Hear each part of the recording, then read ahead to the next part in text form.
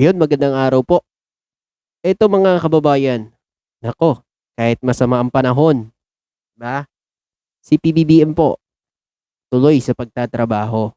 Ngayong araw na ito, August 17, personal po na binisita ho ni Pangulong Ferdinand Marcos Jr. ang Baslay Highland Agriculture sa Basaco sa Negros Oriental. Nako mga kababayan, yan ang presidente, trabaho ng trabaho. Oh. Kahit kaliwat kanan yung bati ko sa mga dides, paninera. Kahit masama yung panahon, tuloy sa pagtatrabaho. Panoorin natin.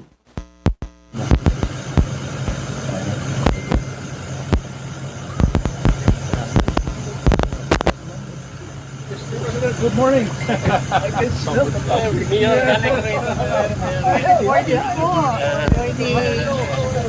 Welcome sa namin.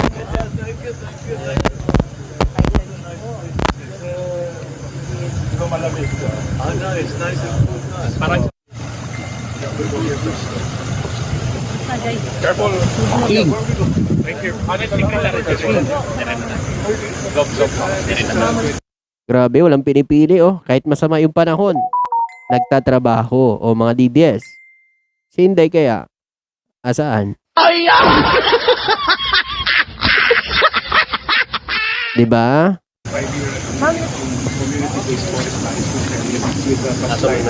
Diba talaga oh.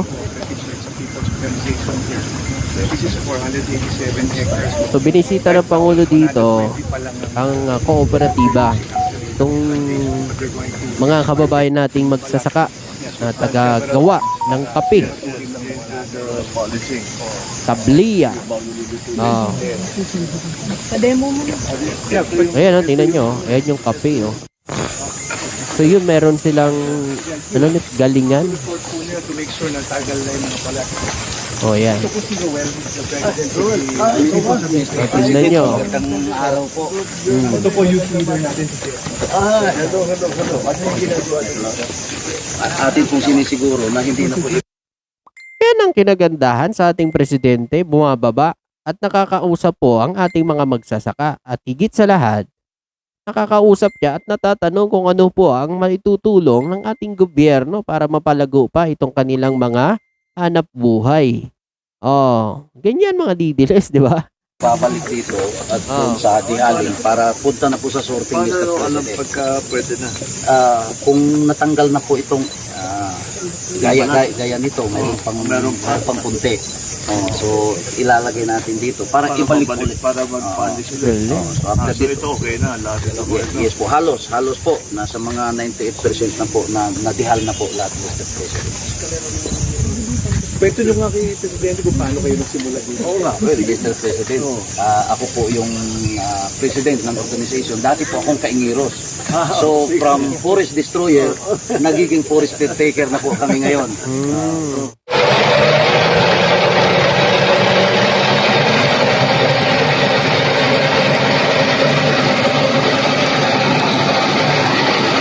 So yan, ginigiling na para matanggal na yung balat.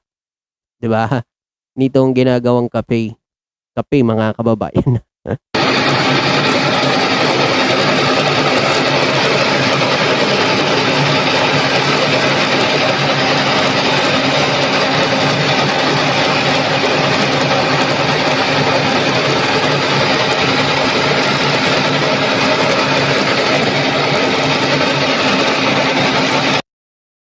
Nako, baka umiyak na naman yung mga DDS dyan, Mr. President. Inawakan mo pa talaga yan. Iiyak na naman sila dyan.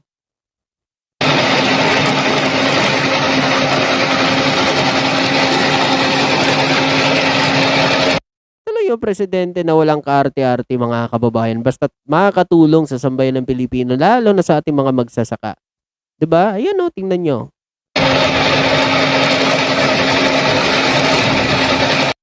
Dito lang po natin kinukuha yung raw materials, tapos hindi natin binibinta as raw materials pa rin, kundi nag-value adding kami. Kaya mayroon tayong coffee shop na dyan. Okay. So, kompleto na talaga yung Yes process. po. So, Yes po. mula sa pagpitas, tapos hanggang sa pag... Kinitiyak yun na malinis, na napalis na.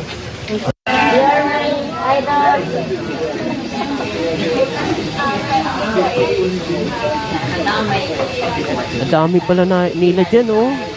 Cooperative sila ho, mga kababayan. Ang kinagandahan dito, nabisita mismo sila ng Pangulo. Ngayon mga kababayan, nakita ng Pangulo kung anong sitwasyon at kung ano pang tutulong para mas lalo pang mapa-improve at lalo pa silang matulungan. Yan. Alam nyo naman yung Pangulo natin, basta't makakabuti para sa lahat, lalo na sa kanilang mga hanap buhay, gagawin ng Pangulo, tulungan sila para sa kanilang hanap buhay.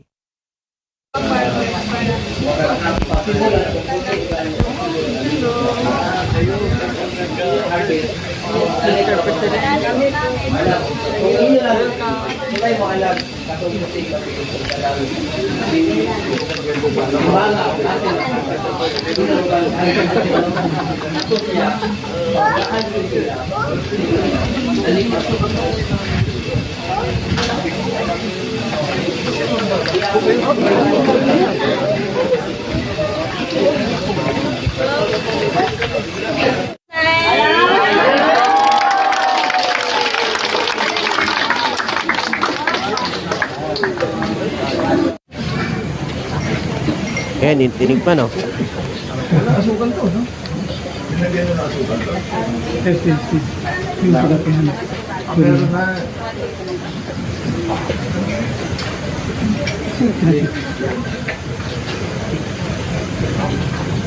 Ako, tulala si ate, oh. Harap siyang presidente. Yeah.